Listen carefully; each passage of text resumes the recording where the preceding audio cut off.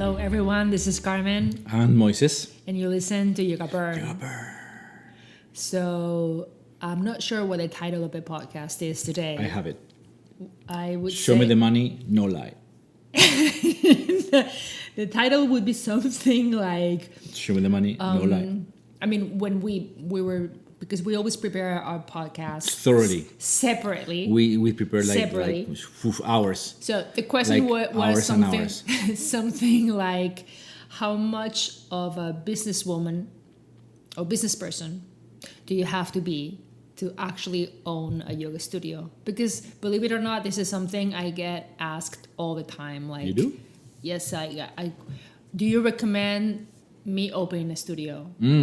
Like, I always say when no. you- so it's a constant thing. Unless whenever, I hate them. If I hate them, I say yes. my God. You should open a yoga studio the and best plan for the decision. Benjamins.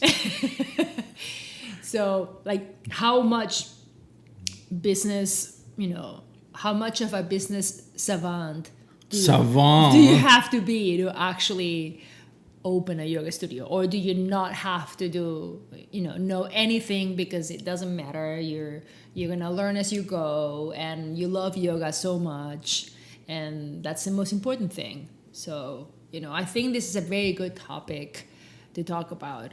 So, do you? No, how you have to go how first. much? I went first the last time. You have to go first this I time. have. I would say that I wish I had some training or something before opening a yoga studio, because the learning curve is very steep. And when you start, most people that open a yoga studio they open it because they love yoga. And they love to share that gift with the world, and they want to, share, because it helped me so much. Therefore, I'm going to help so many more people. But it's in reality that the yoga part, the yoga aspect, owning a yoga studio is a very small percentage of your daily activities. If your daily life as a studio owner, you have to deal with a lot of things that go around a yoga studio. And I was always surprised by that. Just like, I don't know, the toilets are clogged, or I have to go to Costco to get some supplies for the studio, or I have to, the mats smell and I have to replace them, or I have to, some leak in the building and I have a meeting in the building and I must attend. I mean, parking is a problem, so, what can I do? It's just like, it has nothing to do with yoga, not even remotely, like many times.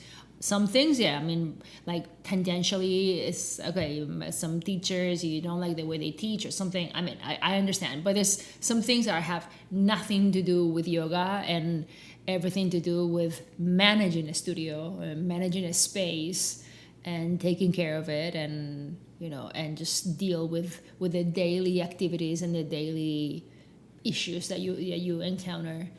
And so I would have liked someone that I would have liked to listen to someone that had owned a yoga studio, or several people that have owned yoga studios, and then decide for myself. Maybe we would never have opened one. So I think that life knew that, and they said, don't listen to anybody, just go. Because do you think it's always a negative experience? No. Or we it's know not?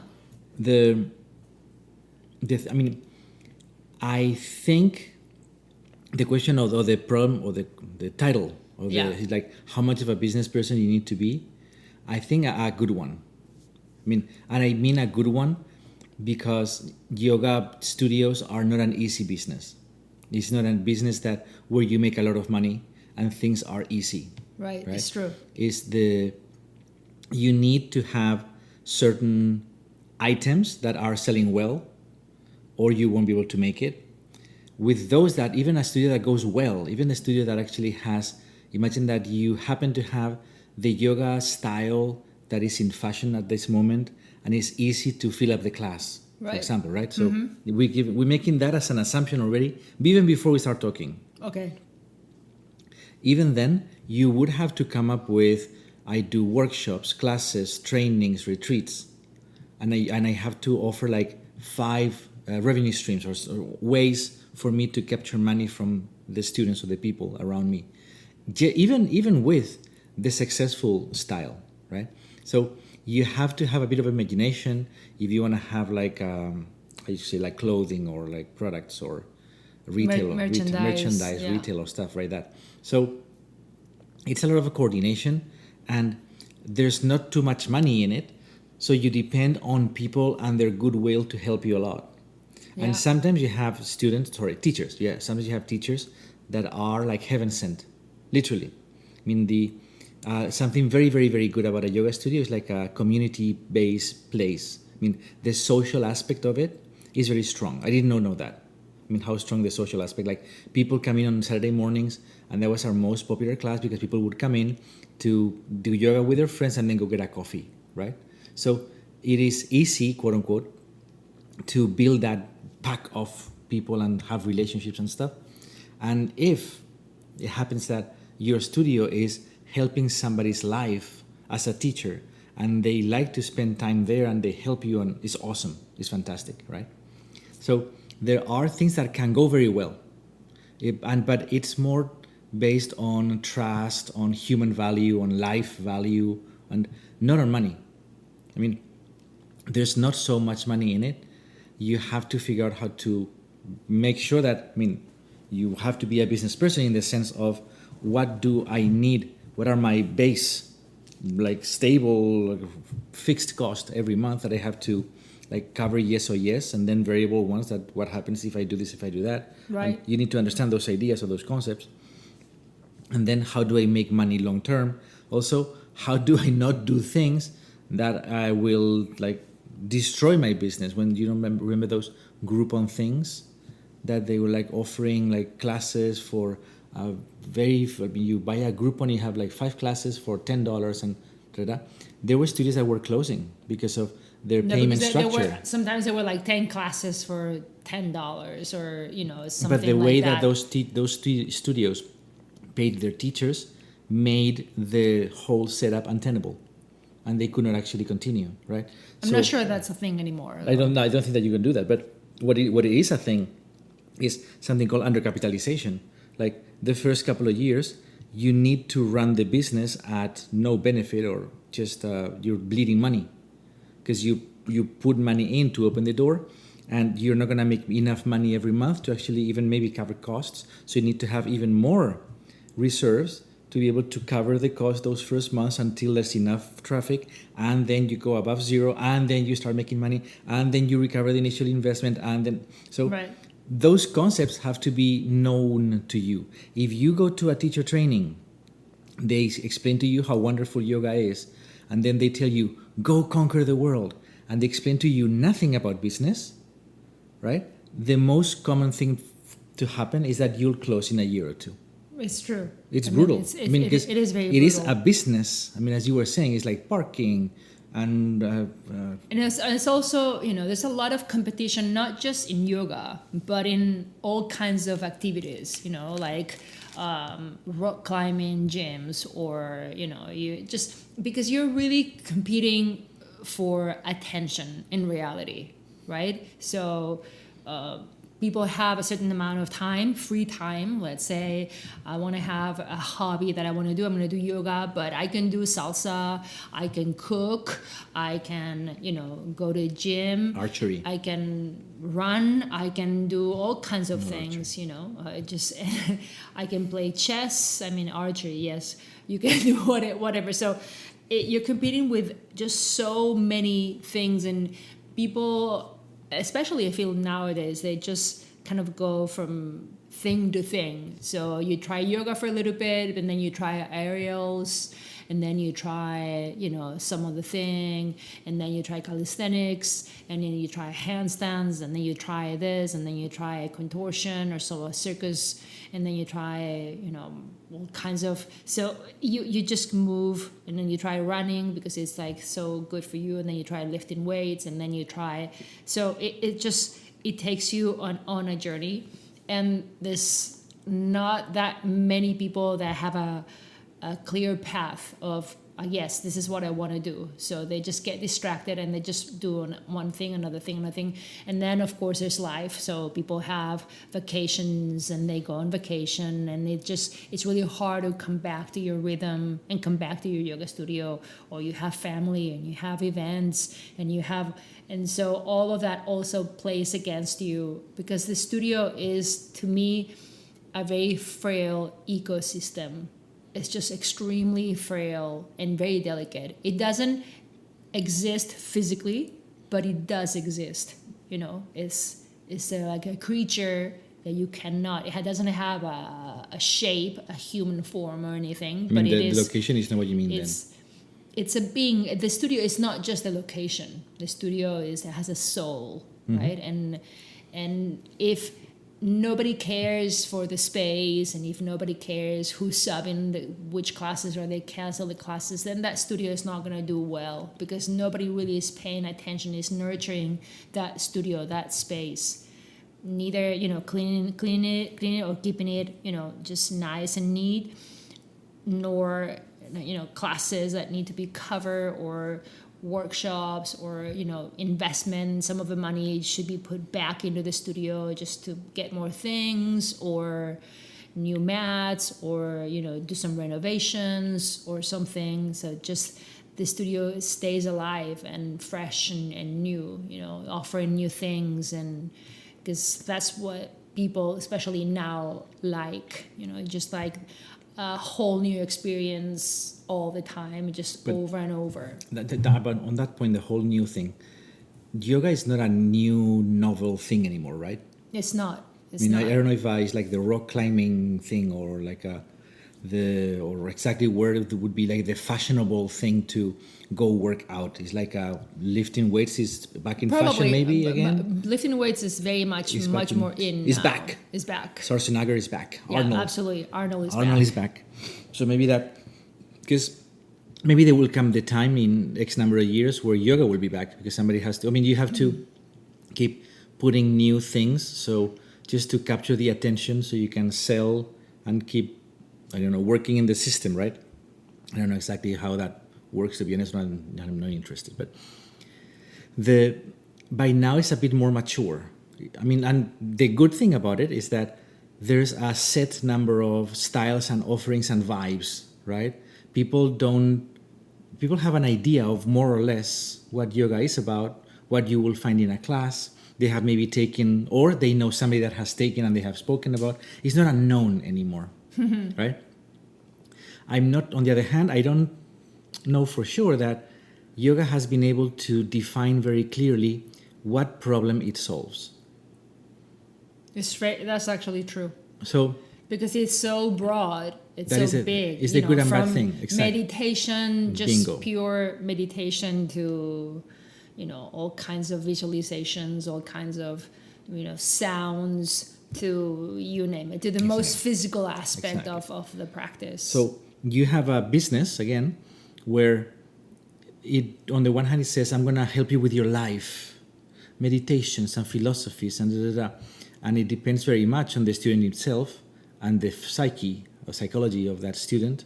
And also, to fix yourself will take decades. Right. Probably, right? It's not going to happen 1 month, 2 months. Look at my practice, May 2024, and and they have the before and after is 3 months away. That's not going to happen in a yoga kind of practice as a practice. It takes longer. And then physically, because there's that movement kind of styles now, right? And there are people that just talk about movement, then others talk about mobility, and it's two different things. And then you have the weightlifting, and then you have the climbing, going up, and then you have the hands as a discipline as well. They are, I think, those four are kind of defined. On the one hand, defined. On the other hand, constricted. Right? Yoga is very broad, which is nice. It has so many things, but that is the difficulty of the thing as well.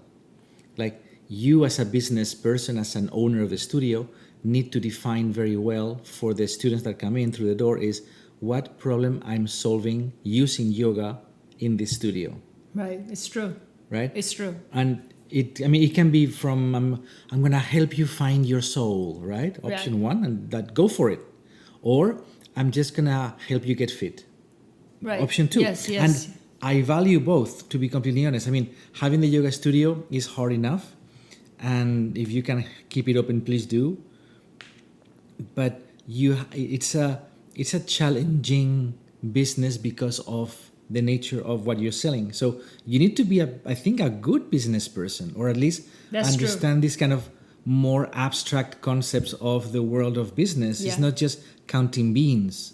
I mean, you're talking about brands and mission statements and like what is the problem I am solving for my clients, and what makes me unique with all my competitors, right? So you have a brand. It's true. I mean, even like when we were just in London, for example, there's like those more up and coming studios, and they have that statement and their missions and all that, so that you know what to expect and what their priorities are. So it's like in our studio, you know, detoxifying is a big issue, is a big deal. So we're gonna provide you with a sauna, and you can sweat in the sauna before or after the class or something.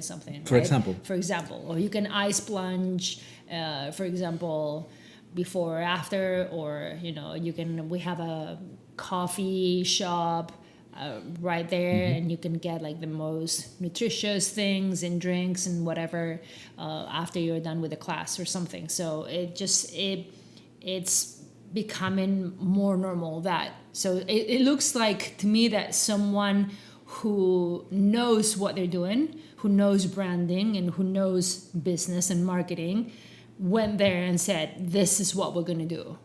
I mean, what are you guys about? But at the same time, and then that person, he or she, whoever, just kind of put it on paper. I mean, it does have word form of speaking because it's not on paper, but they put it on a website and with photos and visually attractive, so that this is what we're selling now. And it's very clear, those that have a clear idea and those that have taking those steps. Agreed. And those that are just like open a studio, is like, oh, come practice with us, and it is definitely, it makes a huge difference.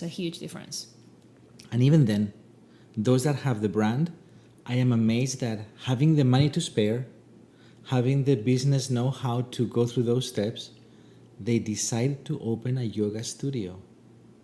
Because it is hard to make money in one of them.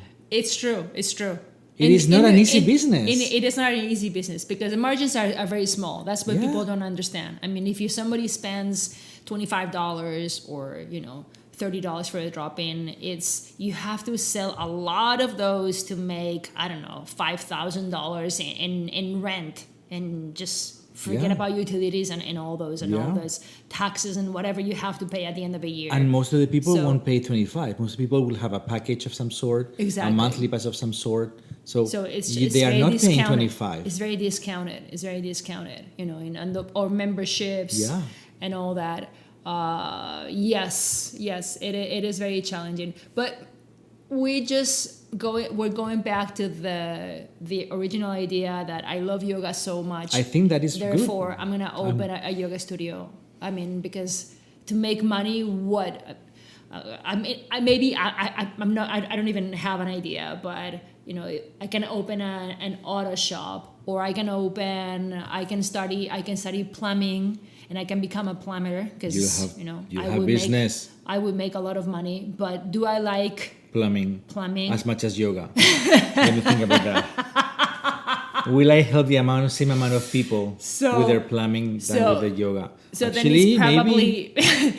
So that's probably maybe not. It's not as fulfilling for me. And I'm sure as for those people it's the same thing. So it's like, no, I really like to help people out and just walk with them on part of the path, part of their journey, and just help them out in this moment in time, because most students will come and go, as we know. They have a shelf life.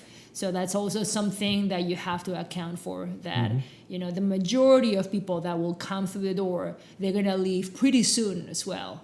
And it has nothing to do with them not liking the studio. They may love it, but life Life happens. They move, people relocate, people have children, people change jobs or whatever. So it's just like a lot of things may happen, and you have an injury, and then you cannot do yoga anymore, and you do the other things, and you find another passion for you, and you like painting, or you like drawing, or you like, I don't know, just knitting, and so it's over, like no more yoga. And so it is challenges. So I forgot what it was. No, who cares? I forgot what I was gonna say. I think that if you want to, either if you have a studio or if you're thinking about opening a studio, taking business classes would be a good investment of your time. Yes. And also, it's very much the shelf life. Oh, yes, the shelf life. The shelf life. Yes. But it's also very much a very people business. Yes. I mean, you have to deal with people as clients, and you just need 2 or 3 annoying ones to hate humanity, right? And then you are dealing with teachers as people as well, and you will know all kinds of shit you have no interest in knowing all the time. It's true. So it's true. You need to enjoy that. It's not like you can. I will get used to it, but there's a lot of it. I mean, and there's a lot of drama, a lot of things happening to everyone all the time. And they're all 20-year-olds, so there's a lot of weird drama of a 20-year-old kind of life, right? So that is the you get a little bit sucked into that. It's true. So it's you true. need to be able. You must be okay with that. Yeah. Like you're a bit of a parent, brother, sister, or some sort to these mentor, people. Yeah. Whatever. So it's exactly that. Yeah, you're right. But at the same time, you're their boss, so you have to be able to fire them if you have to. So it is emotionally taxing, the whole thing, because it's not just I buy this product, I resell this product, for example, right? And that is my transaction, and that's it. Somebody comes to the door once, I sell them something, bye-bye. Your business is repeated business. Right. You have a student that comes to the door every single time, so you cannot have a weird relationship with someone, because that person you're going to lose them.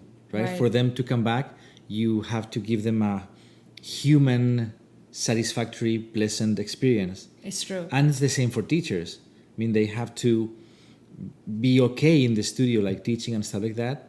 And sometimes they understand that they should do the same. Sometimes they don't understand they should do the same. And they are not mature enough to put themselves in anybody else's shoes but then their own, right? And that happens too. So it's like, okay, I mean, like, this is how much I can do with you, because you cannot handle more than X. And sometimes you get a rock star, and it's like, and the rock star is not just the classes are filled. The rock star is like so many facets of their lives are in place. I mean, as a person, that person is sound, organized, a head on the shoulder, kind of like so many, like, it's on time, treats other people with nicely. It's like organized in times and money and things and whatever. The class is scheduled and structured and then after a list of 10 things, then teaches a good class. Yeah. Right. So. But I remember when I first when I opened the studio, I thought, well, I like yoga so much, I like practicing so much that I'm gonna open a studio. And you don't realize, a lot of people, I hear that all the time, but you don't realize how little you're actually going to practice once you open a yoga studio. I mean, everything is going to shift so much, so much, that you probably won't have time many days to practice. And that is something not conceivable in the beginning. You're like, it's impossible. It's just not going to happen. And it will happen, because like we said, it's just a lot of drama and a lot of things that are, you're like, oh my God, this is beyond me. So I either can practice now for 2 hours, or I can take care of all these things, all these fires that I need to put out. So I have to put out these fires, because this is more important. And the practice gets always put second, and it's after a while it just drains you so much, because you realize that you are just not putting yourself or your needs first, and you're always second, third, fifth, 20th on that list. And the moment you realize that, I think it's a very painful moment, at least for me. For you, it was. For me, it was. And then you realize, wow, that the reason why I open this is just kind of turning against me in a way. And it's like I can no longer cannot do yoga. do what I love to do. And yeah, so I think that was one of the misconceptions that people think like, oh, I'm going to practice so much, when in reality you may not. So it's better to open a studio if you don't practice that much. I actually know some women that have their own, or they have own yoga studios, and they don't practice. I mean, they remember, like in Singapore, right? So they like the business aspect of it. They like the thrill of just meeting a lot of people all the time and all that. And you're far better off that way. Like if you like the business aspect, the challenge of, break even, the challenge of actually making money and prove everyone wrong that my yoga studio can make money. And, I have a good, head on my shoulders, but not necessarily do I love to teach. I teach sometimes, I can teach, but it's not my call. I prefer to own a business. I have found that mindset has It's very useful. Very good. If not more success than the one that loves yoga, because you love yoga, but you don't love the business that comes with teaching yoga, I think that those people that actually open the studio to share the gift with the world lasted less years than those that loved the business and they open a yoga studio. And or you can love the community that it creates. You can love like meeting all your students on during the weekends and just do gatherings and all that. And that is something, because you're a lonely person in your life and you're like, what else would I do? It's just I really like to have people around me, and this is the best way. I understand. I mean, it's amazing how many people you meet owning a yoga studio.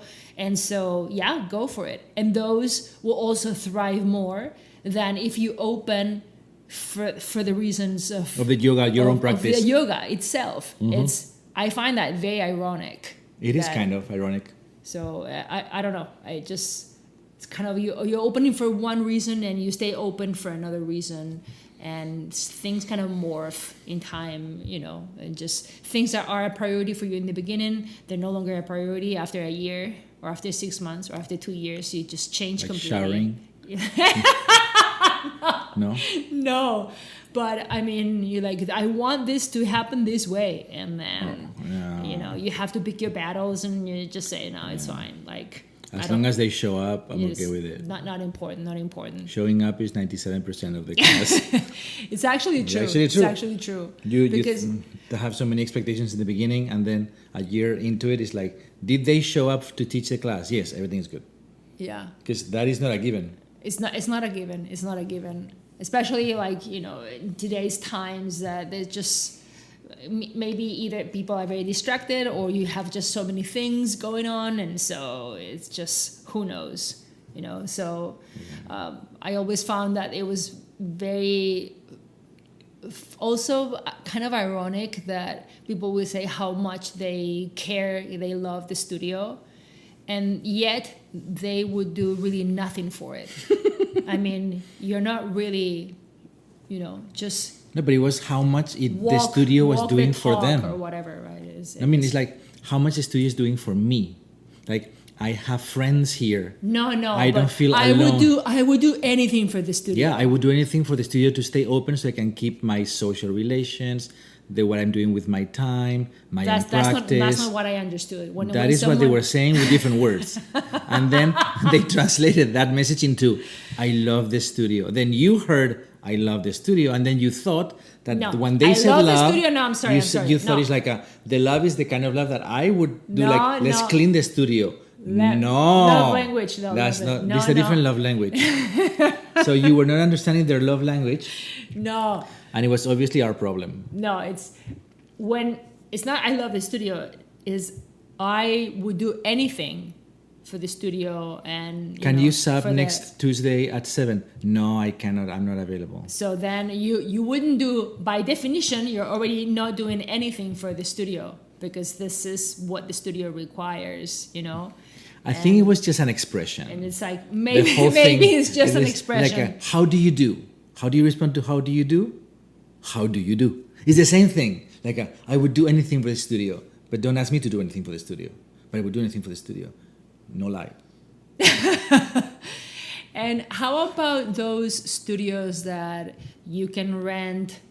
Those are fantastic ideas. You can rent. Let's say that you teach. I don't know, Mm-hmm. Ashtanga. I've seen that. You teach Ashtanga. You teach Mysore. You have your teach- own personal practice. I mean, a teacher has his own or her own kind of audience and and then students already. you bring those students to that studio. Instead of having to open your own studio and pay rent, you rent a room at certain times or hours a week, and on the schedule, those hours belong to this other teacher that is paying for the rent for renting the rooms at that moment, and then the rest of the time is yours, kind of like so. Some of the classes are organized by the studio. Some of the classes are, I don't know, outsourced Right. to somebody else. I think it's a fantastic idea. It's like renting a chair if you're a hairstylist Same, or something. exactly. So Exactly. So you have to be creative with the to get a studio going.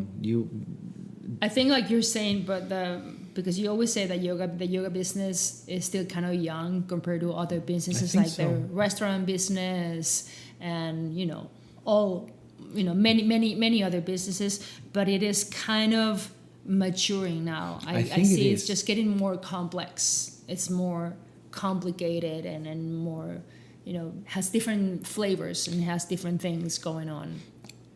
That, and I think that little by little, it's finding kind of its place, unless it changes. Like we know what again. I mentioned again the weightlifting, for example. We kind of know what the gym is good for, right?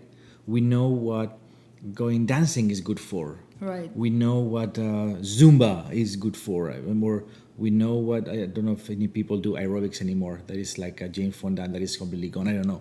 That is an 80s thing. What Or are whatever. you? Exactly. How old are you? Like, shut up. John Travolta. Kind of like, you see the moves? So, but I mean, it's little by little defining itself as it's this discipline, very wide, broad, it's going to get you in shape, but it's going to be hard.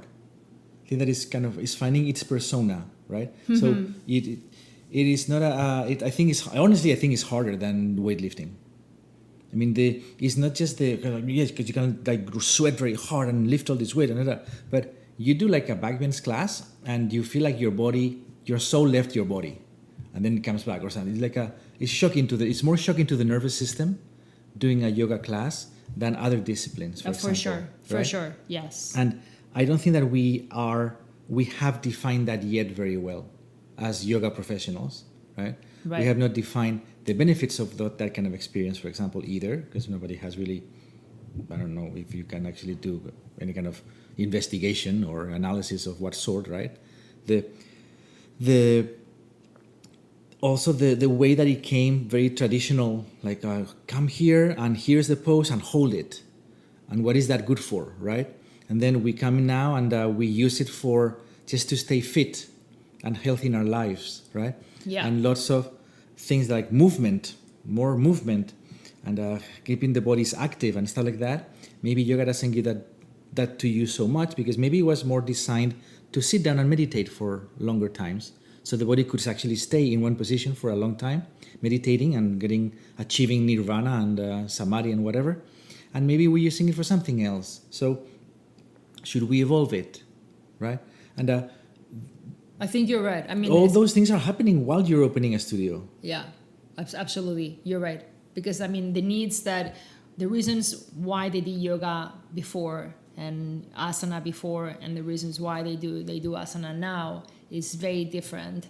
And people, if you want to stay fit and limber and look good and, do back bends or whatever, or do handstands. It's very different than, the whole meditation aspect and be more calm and settle your mind, etc. I mean, there's studios that will still promote that, of course, but I mean, the big wave is that more like fit, health and fitness and flexibility and looking great and all those things. So it has to evolve, the practice. It's constantly evolving. Even from the moment I started to teach 25 years ago until now, it's changing so much. So much.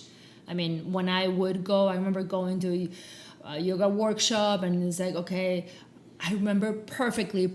It's like, what is the shoulder position, the correct shoulder position for back bends?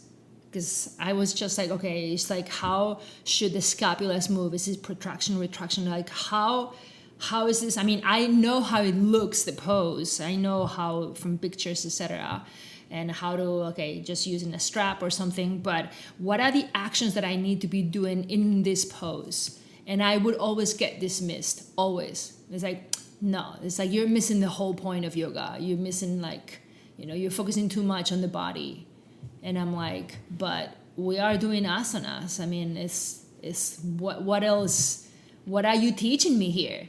And then I realized that probably either that person didn't know, right? Or they just didn't want to answer that, So there was nothing wrong with that question. It's just that they probably wrong time, didn't. wrong place. And so now it's just so much more open and, just all kinds of movement and philosophy of movement are coming in and pouring in. I feel like yoga is just swallowing all of that so much. And anything and everything can be yoga, right? So it's pretty incredible, like how much this gigantic little monster that it can keep on growing and forever. Like it can be, you can call it yoga if you want to, it's just your understanding of yoga. And now who's to say, right? It's like, this is how I see yoga. This is how I understand yoga is. So if you don't like it, there's a door and you can leave. But this is what I do in my yoga classes. So, so if you resonate with enough people, then you have a business. If you don't, then, then you don't. So it's pretty fascinating, pretty powerful, like all the shift that is happening right now. It is that what you just said is something that amazed me about yoga since the beginning, because it was like we brought yoga from the East, from India and stuff like that, and then we brought it to the West, and we made it all commercial, selling pants, yoga pants and yoga mats and this and that, and it's all business and money, and the whole essence has been lost. And yoga had Indian philosophy always had the idea of being like a river. All kinds of water comes in through different little little river streams, and it comes to a huge river. That is what, like the Sanatana Dharma, like the philosophy of Sanskrit was described as. It has the exact same behavior and personality as yoga itself. And we have not been able to get rid of that. I mean, people came in from dancing disciplines. Come on. People came in from handstands. Come on in. From the circus. Come on in. Philosophies. Come on in. The movement and therapy. Come on in. Anatomy and doctors. Come on in. Anything that somebody comes through the door in a yoga studio and says, I'm going to give you a workshop on whatever the fuck you want, fill the blank, we say, come on in. And the yoga world takes it, we look at it, we use it for a while, and then we decide what we keep, what we don't. And the yoga as a monster keeps going. It is amazing to watch that, because we've been watching that for 25 years. Right. And true. It is completely different from what it was today than what it was like 20 years ago, thankfully. And part of the reason why it's different is because we allowed all these disciplines to come through the door, tell us their story, and then we saw what stuck and what did not stuck. And there are many things that we have seen as we have been changing how we use it. Exactly. That we have said that is going to be useful long term. Yeah. We need to pay attention to that, or we're going to injure ourselves, because we love doing yoga. We love the mental peace that you get after a good yoga session. that you cannot get with almost any other discipline. It is the reset of the nervous system is different than anything else that you do, and how you move the body, and why it does that to you. Don't tell me, I don't know exactly. And how you connect with the breath as well. All kinds of I things. mean, it's very, very. I mean, because even now, I mean, whenever I would go somewhere, I'm always like, but okay, so how do you breathe here? And people are like, okay, here's the yogi asking that, right? I'm like, Yes. It's important, you know. It's like, I am shocked that this is not one of the first questions that is being asked. Okay, so, you know, like I remember like when we were in this first handstand thingy that we did, and I'm like, so do you kick up on an inhale or an exhale? And the guy, he had to do it several times, and he's like, it doesn't matter. And I'm like, okay. So it's always, you know, like how it is, and so people are like, no, on exhale or something, right? And it's like, I mean, you name it, but it's something pretty that many yogis have it in their minds. But the mobility, for example, or people that come in with all this, not the movement, the jumping, but the mobility of the very precision, very precise movements within that, the question of inhale or exhale is very important for them too. It really is. There are things that you would want to do in one Yeah. way or another when the body is expanding, or it's actually all the air is out, so you can actually be more soft. So there are disciplines that are coming in now that are more intelligent actually than any other things that we have seen, that are used mostly for recovery. Yeah. Right? And the good thing also about yoga is that it's not, I mean, it is recovery in a sense, but it is not presented just as recovery. Or at least your style is not presented as recovery. It's presented as you can do more. I mean, you recover yourself by getting the body into a better place. Because, I mean, at the end of the day, it's not completely full activity, full practice. Yoga, I mean, it's not completely comprehensive. Like, there are some things, even as far as asanas go, there will be things that you will not be able to exercise. Like jumping on a bouncing bed?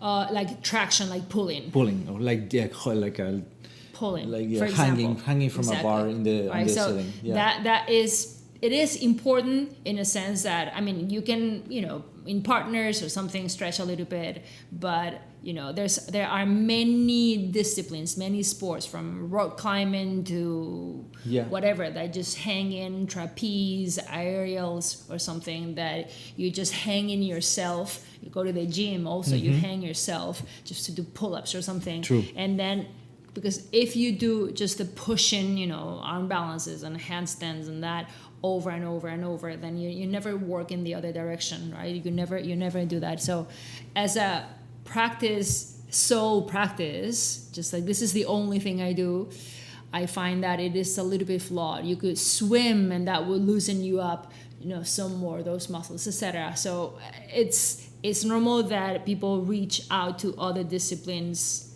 besides yoga. I mean, it is very understandable.